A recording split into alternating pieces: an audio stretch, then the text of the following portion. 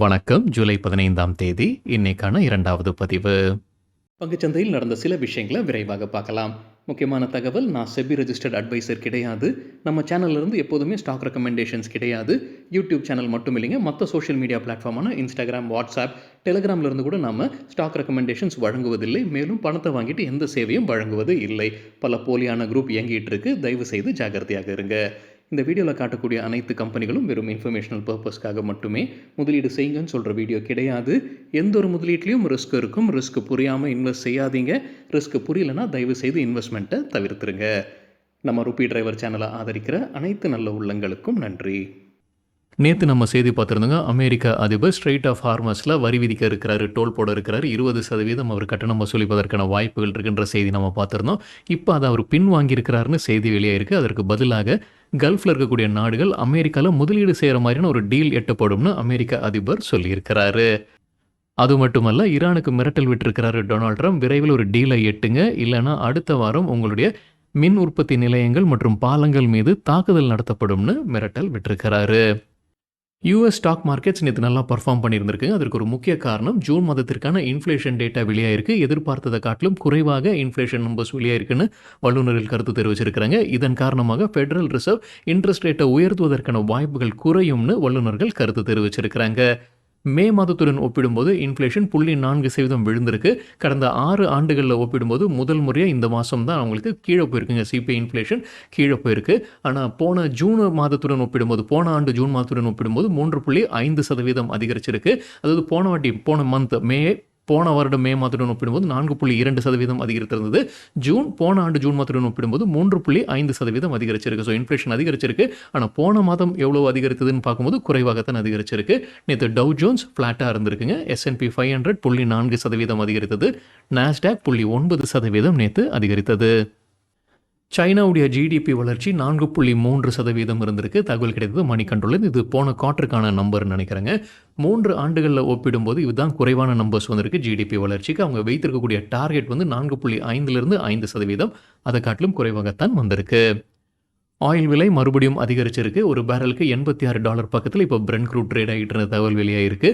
அதே காரணம் தாங்க, அமெரிக்கா ஈரான் பதற்ற சூழ்நிலை நீடிச்சுக்கிட்டே இருக்குது. இப்போ 3வது நாள் தொடர்ந்து இப்போ ஆயில் விலை அதிகரிச்சுக்கிட்டு இருக்கு.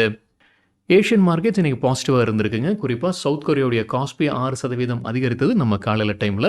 அதே போல் ஜப்பானுடைய நிக்காயும் 0.7% அதிகரித்தது. நம்ம நிஃப்டி 50 ஓப்பனிங்கில் ஃப்ளாட்டாக இருந்தது. இன்ட்ராடேயில் 0.7% வரைக்கும் அதிகரித்தது. அது இன்ட்ராடேன்னு சொல்லும்போது நம்ம 11 மணி அளவில் எடுக்கப்பட்ட டேட்டா. நிஃப்டி ஐடி இண்டெக்ஸ் இன்றைக்கி விழுந்திருக்குங்க. நேற்று இன்னைக்கு காலையில் வீடியில் நம்ம செய்தி பார்த்துருந்தோங்க. IBM quarterly result அறிவிச்சிருந்தாங்க.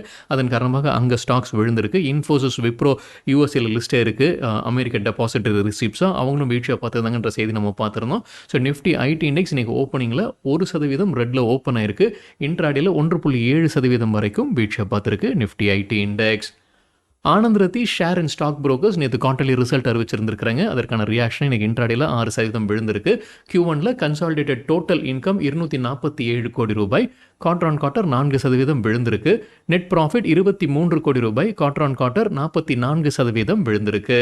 Fund raising நடத்துவதற்கு கம்பெனியுடைய போர்டு ஒப்புதல் வழங்கி இருக்கிறாங்க. நான் கன்வெர்ட்டபிள் டிபென்ச்சர்ஸ் 500 கோடி ரூபாய் வரைக்கும் அவங்க ஃபண்ட் ரைசிங் செய்ய இருக்கிறாங்க. இந்தியன் கேஸ் எக்ஸ்சேஞ்ச் IGX உடைய IPO குறித்தான தகவல். இந்தியன் எனர்ஜி எக்ஸ்சேஞ்சுடைய மற்றொரு நிறுவனம் தான் இந்தியன் கேஸ் எக்ஸ்சேஞ்ச். கிட்டத்தட்ட 47% ஸ்டேக் வைத்திருக்கிறாங்க IEX. இந்த IGXல அவங்களுடைய டிராஃப்ட் ரெண்டரிங் ப்ராஸ்பெக்டஸை செபிக்கு அவங்க தாக்கல் செய்திருக்கிறாங்க. இந்த IPOவில் ஃப்ரெஷ் இஷ்யூ கிடையாது.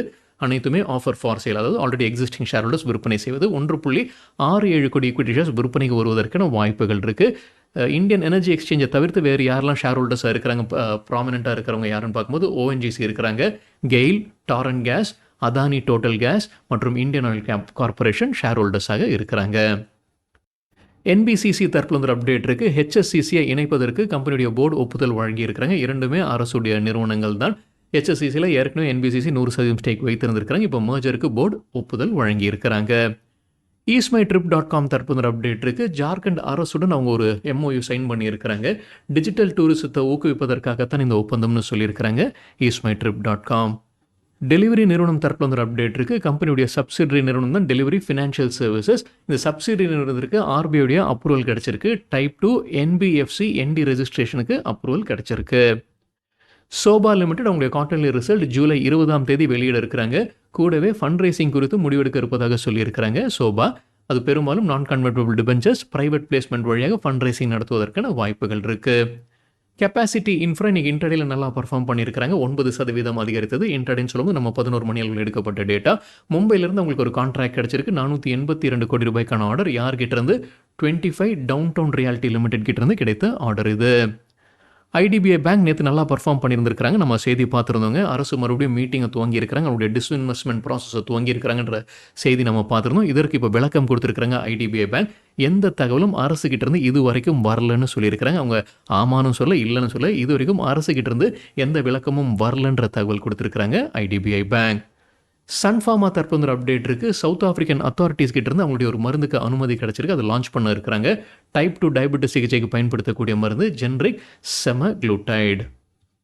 Dalmia Bharat sugar and industries தரப்புல ஒரு அப்டேட் இருக்குது. கம்பெனி டான்சேனியாவில் ஒரு இன்டகிரேட்டட் சுகர் ப்ராஜெக்டை அமைக்கிறாங்க. $132 மில்லியன் இதற்காக முதலீடு செய்கிறாங்க. அவங்களுடைய சப்சிடரி வழியாகத்தான் இதை செய்ய இருக்கிறாங்க. ஈகிள் ஆக்ரோடெக் டான்சேனியான்றது அவங்களுடைய சப்சிடரி நிறுவனம்.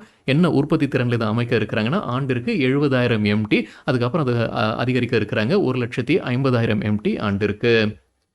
கியூப் ஹைவேஸ் ட்ரஸ்ட் IPO குறித்தான தகவல் அவங்க விலை நிர்ணயித்திருக்கிறாங்க. லோவர் பேண்ட் $151, அப்பர் பேண்ட் $152, 5,000 கோடி ரூபாய்க்கான IPO இது. ஜூலை 22ஆம் தேதி ஓப்பன் ஆகி ஜூலை 24ஆம் தேதி முடிவுக்கு வருது IPO. ராஜ்ரத்தன் குளோபல் வயர் தற்போது அப்டேட் இருக்குது. கம்பெனிக்கு மத்திய பிரதேஷ் அரசு கிட்ட இருந்து மானியம் கிடைச்சிருக்கு. 3.27 கோடி ரூபாய் கிடைச்சிருக்கு அவங்களுக்கு. ஒட்டுமொத்தமாக 23 கோடி ரூபாய்க்கான அசிஸ்டன்ஸ் ப்ரோக்ராம் இது. இதில் கடைசியாக கிடைக்க வேண்டிய 3.27 கோடி ரூபாயும் கிடைச்சிருக்குன்னு சொல்லியிருக்கிறாங்க Rajratan global wire. PC jewellers penny stock இன்னைக்கு கலக்கியிருக்கிறாங்க. 10% அதிகரித்தது. கம்பெனி தரப்புல ஒரு அப்டேட் இருக்கு. CES TAT customs excise and service tax appellate tribunal கம்பெனிக்கு சாதகமாக தீர்ப்பு வழங்கியிருக்கிறாங்க. கம்பெனிக்கும் மேனேஜிங் டைரக்டருக்கும் சாதகமாக தீர்ப்பு வழங்கியிருக்கிறாங்க. DRI directorate of revenue intelligence தான் குற்றம் சாட்டியிருந்திருக்கிறாங்க கம்பெனி மீது. அவங்க கஸ்டம்ஸ் டியூட்டி சரியாக கால்குலேட் பண்ணல, சரியாக கட்டல. அவங்க வந்து ஆபரணங்களை இறக்குமதி செய்திருந்திருக்கிறாங்க. அதற்கான கஸ்டம்ஸ் டியூட்டி அவங்க சரியாக கட்டலன்றதான் குற்றச்சாட்டு. இது 2012ஆம் ஆண்டில் நடந்த விஷயம். ஸோ அதற்கான இப்போது தீர்ப்பு வந்திருக்கு. பிசி ஜுவல்லர்ஸ்க்கு சாதகமாக. இன்னைக்கு இன்ட்ராடேல 10% அதிகரித்ததற்கு இது ஒரு காரணமாக இருந்திருக்கலாம். லிண்டே இந்தியா தரப்புல ஒரு அப்டேட் இருக்குது. அவங்க ஒரு முதலீடு செய்கிறாங்க. 70 கோடி ரூபாய் ஜெனடரஸ் ரெனியூபிள் எனர்ஜியில். ஒட்டுமொத்தமாக 105 கோடி ரூபாய் இன்வெஸ்ட்மெண்ட் பிளான் இது. ஸோ கடைசி கட்டமான 70 கோடி ரூபாய் முதலீடு செய்திருப்பதாக சொல்லியிருக்கிறாங்க லிண்டே இந்தியா.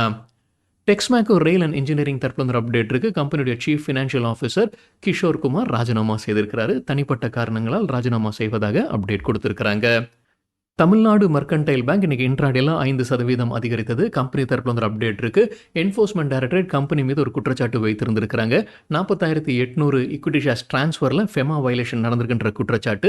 அந்த வழக்கில் இப்போ ட்ரிபியூனல் கம்பெனிக்கு சாதகமாக தீர்ப்பு வழங்கியிருப்பதாக TMB Tamil Nadu mercantile bank update கொடுத்திருக்கிறாங்க. சம்வர்தனா மதர்சன் தரப்புல ஒரு அப்டேட் இருக்கு. ஜப்பான் நிறுவனமான ஷினிச்சி கோகியோவில் அவங்க 11% ஸ்டேக்கை வாங்கியிருக்கிறாங்க. 330 மில்லியன் ஜாப்பனீஸ் யென் இந்த டிரான்சாக்ஷனுடைய மதிப்பு. யாருக்கிட்ட இருந்து? ஹோண்டா மோட்டார் கம்பெனி கிட்ட இருந்து வாங்கியிருக்கிறாங்க. ஹீரோ மோட்டோகார்ப் தரப்புல ஒரு அப்டேட் இருக்குது. கம்பெனி ஏத்தர் எனர்ஜியில் 1000 கோடி ரூபாய் வரைக்கும் முதலீடு செய்வதற்கு கம்பெனியுடைய போர்டு ஒப்புதல் வழங்கி இருக்கிறாங்க. ஏற்கனவே ஹீரோ மோட்டோகார்ப் ஏத்தர் எனர்ஜியில் 29.48% ஸ்டேக் வைத்திருந்திருக்கிறாங்க. PDS லிமிடெட் இன்னைக்கு இன்ட்ராடேல 6% அதிகரித்தது. கம்பெனி தரப்புல ஒரு அப்டேட் இருக்கு. இந்தோனேஷியா நிறுவனமான பூசானா அப்பேரல் குரூப்புடன் ஒரு பார்ட்னர்ஷிப்பில் வராங்க. ஒரு குளோபல் அப்பேரல் மேனுஃபேக்சரிங் கெப்பாசிட்டி அமைப்பதற்காகத்தான் இந்த பார்ட்னர்ஷிப்னு சொல்லியிருக்கிறாங்க PDS limited. Jammu and Kashmir bank தரப்புல ஒரு அப்டேட் இருக்கு. அவங்க 1.02 கோடி ஈக்விட்டி ஷேர்ஸ், அதாவது 0.5% ஸ்டேக்கு PNB மெட்லைஃப் இந்தியா இன்சூரன்ஸில் விற்பனை செய்ய முடிவு செய்திருக்கிறாங்க. யார் வாங்குறாங்க? மெட்லைஃப் இன்டர்நேஷனல் ஹோல்டிங்ஸ் வாங்குறாங்க. ஒட்டுமொத்தமாக 120 கோடி ரூபாய்க்கான டிரான்சாக்ஷன். இந்த டிரான்சாக்ஷனுக்கு பிறகு ஜம்மு அண்ட் காஷ்மீர் பேங்குடைய ஸ்டேக் 3%லிருந்து 2.5% குறையும் PNB மெட்லைஃப் இந்தியா இன்சூரன்ஸில். KEC இன்டர்நேஷனல் தரப்புல ஒரு அப்டேட் இருக்குது. புதிதாக கிடைத்த ஆர்டர்ஸுடைய ஒட்டுமொத்த மதிப்பு 1,180 கோடி ரூபாய்.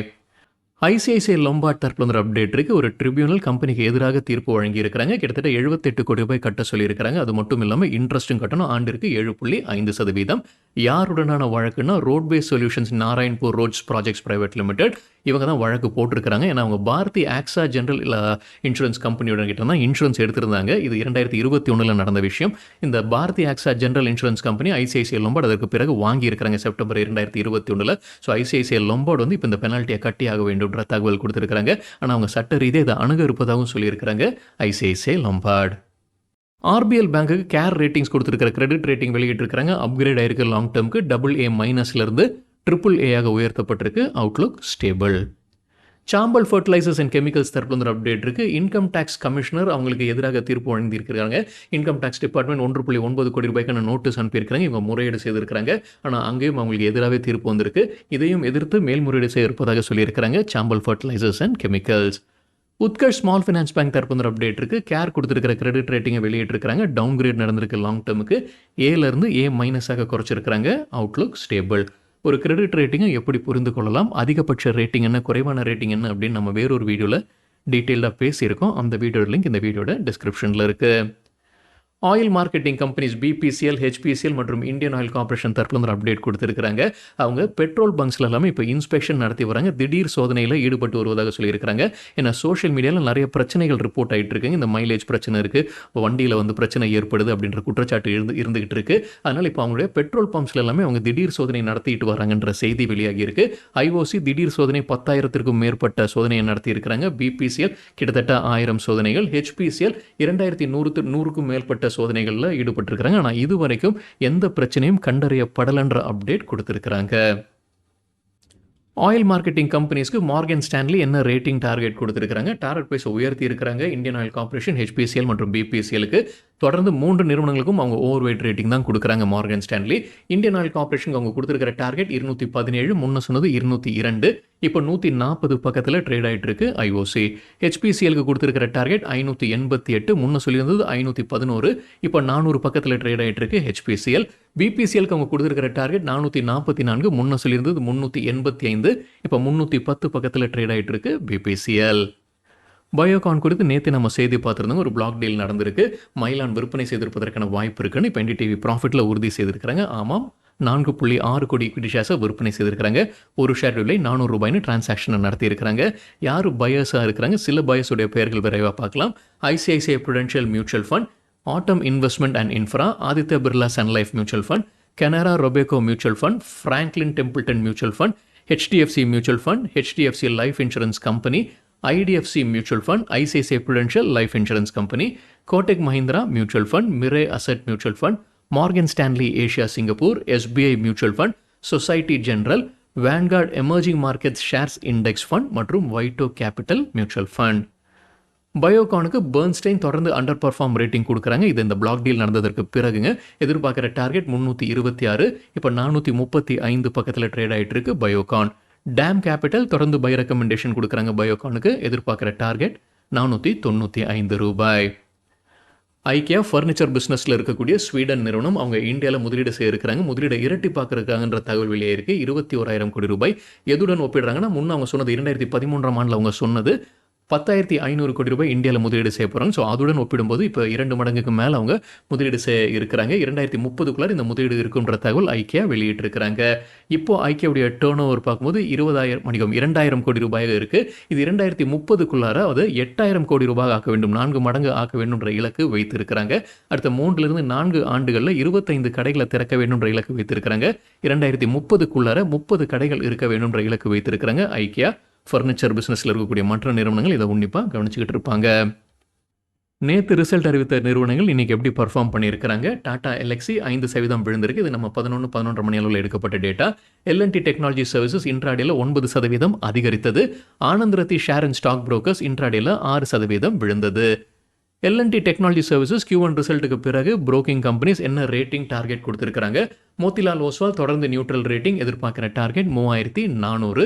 ஜேபி மார்கன் தொடர்ந்து நியூட்ரல் ரேட்டிங், எதிர்பார்க்குற டார்கெட் 3,300. நொமுரா தொடர்ந்து நியூட்ரல் ரேட்டிங், எதிர்பார்க்குற டார்கெட் 3,180 ரூபாய். நுவாமா எம்எஸ்சிஐ குளோபல் ஸ்டாண்டர்ட் இண்டெக்ஸில் இருக்கக்கூடிய மாற்றங்கள் குறித்து பேசியிருக்கிறாங்க.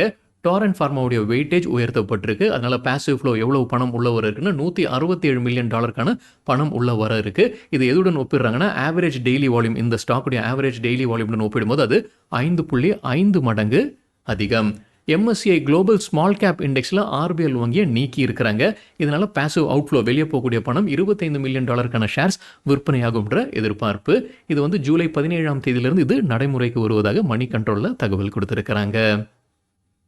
சரிங்க, இதுதான் சில விஷயங்கள் என்னுடைய பார்வைக்கு எட்டியது. நன்றி, வணக்கம்.